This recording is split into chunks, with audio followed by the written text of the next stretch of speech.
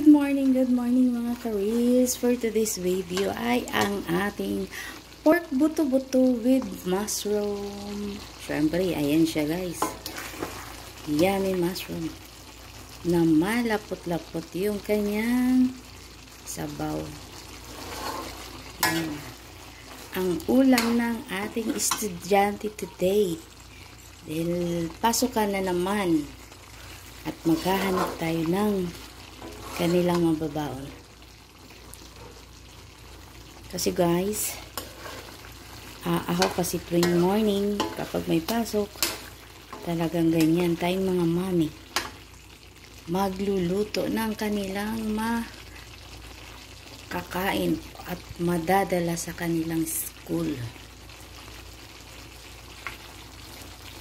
Siya guys, oh, ang lapot. Nilalagyan ko lang to ng mushroom. Tsaka, ang nilagay ko dito ay gatas na ibap. Pero mas masarap talaga kapag may powdered mushroom. Yun yung gagawin mong sabaw. Mabango. Kaya lang wala akong stock dito na powdered mushroom. Kaya yan na lang. Ibap na lang. Pwede naman siya guys.